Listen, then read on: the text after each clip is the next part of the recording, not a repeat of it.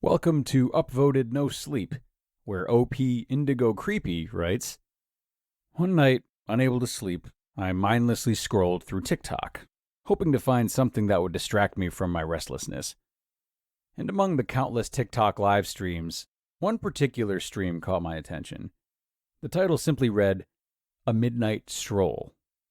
Intrigued, I tapped on it, unknowingly opening the door to a world of horror. The stream depicted a man silently traversing through a desolate forest. The eerie atmosphere was suffocating, with darkness seemingly swallowing the lone figure. To my utter shock, as the live stream continued, the man's path led to a familiar place. My backyard. I couldn't believe my eyes. It was my house. How could this be possible? Fear gripped my heart, and I immediately dialed the emergency services, desperately hoping they could provide some answers. The police arrived swiftly, but to my dismay they found nothing out of the ordinary in the woods. Without any concrete evidence or immediate danger, they dismissed my claims. I figured that this account would probably go live again, and when it does, I'll screen record and I'll get some proof. It took some time, but eventually the live stream resumed. Unfortunately for me this time, however, it did not reveal my house. Just hours of this man walking through the woods at night. Why are people even watching this? I thought to myself. The live stream that night was a bust. This man didn't do anything out of the ordinary besides, being a weirdo walking through the woods at night. I anxiously waited for the live stream to return.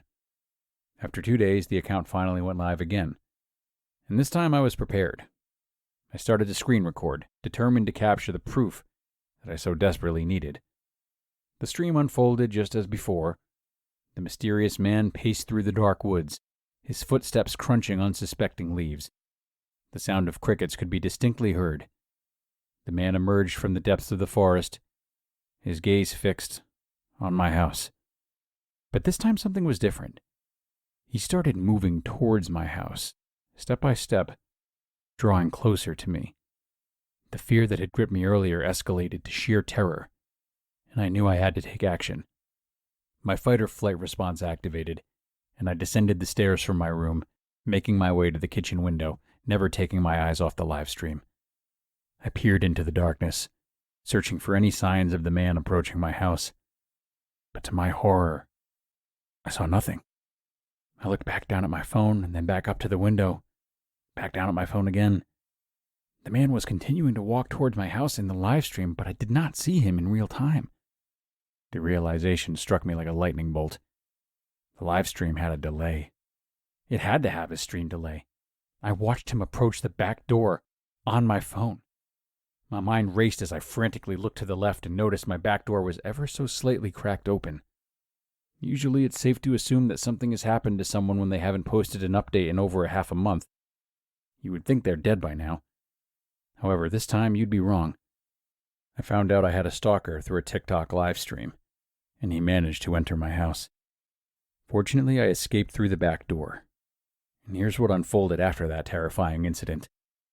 I felt a chill crawl up my spine, my heart pounding against my chest. The realization that he was already inside hit me like a ton of bricks. He must have picked the lock. Without a second thought, I dashed towards the back door, propelled by a primal instinct to escape. Once I was outside and at a safe distance from my house, I hastily dialed the emergency hotline, recounting the chilling events and pleading for immediate help. However, the response I received was far from reassuring. The operator seemed indifferent, having been through this ordeal before. They seemed skeptical and reluctant to act solely based on a screen recording of a TikTok live. And even with my back door open, their dismissive tone left me feeling helpless and abandoned when I hung up the phone. As I looked towards my house, I saw the shadow of someone walking through my kitchen towards my back door, confirming my worst fears. Realizing that I couldn't rely on the authorities, I made a split-second decision. I had to take matters into my own hands. The adrenaline coursing through my veins numbed the pain of the branches scratching at my skin as I sprinted into the darkness of the forest. Every fiber of my being focused on one thing: survival. The sound of my own labored breath filled my ears, matching the rhythm of my pounding footsteps. Branches whipped against my skin, leaving angry red marks in their wake. Fear propelled me forward, zigzagging through the maze of trees. Every rustle, every crack of a twig sent shivers down my spine, fueling me to keep running faster. The darkness swallowed me whole, with the moonlight only offering glimpses of the treacherous terrain ahead. But I couldn't afford to stumble or hesitate. I had to keep moving. I had to outrun the clutches of my relentless pursuer. As I raced deeper into the woods, the sense of isolation intensified. There was no one to hear my cries, no one to come to my aid. The forest seemed to stretch on endlessly, an unyielding labyrinth designed to ensnare its prey. Yet I pushed myself to the limits, driven by sheer willpower and the desperate hope of eluding my stalker. The forest floor gave way to a steep incline, and my tired legs strained to maintain their pace. I stumbled, my body crashing to the ground, pain shooting through every limb, but I couldn't afford to stay down. I had to keep going. Blood trickled from my grazed knees and palms, marking my path with crimson. I fought through the pain, the fear gripping me tighter with each passing second. With every ounce of energy left in me, I surged forward, my determination overriding the fatigue that threatened to consume me. After what felt like an eternity, my lungs burning for air, I collapsed beneath a tree, believing I had finally reached a safe distance. Silence enveloped the surroundings, and I took a moment to catch my breath. My curiosity got the better of me. I peered at my phone, and the live stream showed the man emerging from my house, a full 10 minutes behind real time. The comments accompanying the live stream were filled with disturbing messages, with people urging the man to harm me, flooding the chat with knife emojis, and even sending virtual gifs encouraging him to kill me. These viewers were sick in the head, reveling in my suffering, finding entertainment in my torment. A snap of a twig shattered the silence, jolting me back to the present moment. The stalker was near. Instinctively, I rose to my feet, my gaze fixated on the approaching figure. In his hand, a phone with the flash on, capturing his every move for the live stream. Panic surged through my veins, propelling me into motion once again. But fate had other plans. As I tripped over a tree root and tumbled down a treacherous hill, my head colliding with unforgiving rocks. In that disorienting moment, I noticed my phone had been flung from my grasp, landing on the rocks and then falling into the shallow water of the brook. I struggled to focus, blinking rapidly as my vision cleared. And there he was, the stalker, looming over my phone, with the TikTok live stream still running. When he bent down to reach for my phone, I realized I had an opportunity that I probably wouldn't get again. So I stood up, my head throbbing, and picked up a sizable rock nearby. Without hesitation, I swung it with all my might, striking the stalker squarely in the back of his head. He tumbled forward, falling face first into the brook, his body motionless. My hands trembled as I dropped the blood-stained rock, my mind struggling to comprehend the magnitude of what I had just done.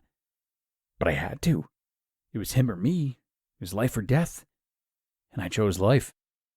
To my surprise, the stalker's phone had miraculously landed on a rock and remained out of the water. It was still live on TikTok. I picked up the phone and pointed it at the motionless figure floating in the brook, exposing what I had done to the viewers. The comments section exploded with W's, devil emojis, and demands for more. An unsettling realization dawned on me. I had become the new live stream host. The viewers craved violence, thrived on fear, and I had inadvertently become their new twisted entertainer by giving that to them. They loved me, and I loved the attention. I know it's been a while since I last updated you all, but I've been adjusting to my newfound position. If you're ever scrolling through TikTok late at night, and you come across a live stream of a man walking through the woods, I hope you'll join me. We'll be selecting a new target very soon. Who knows? It could even be you. And that was an upvoted NoSleep story by OP IndigoCreepy. Sweet dreams.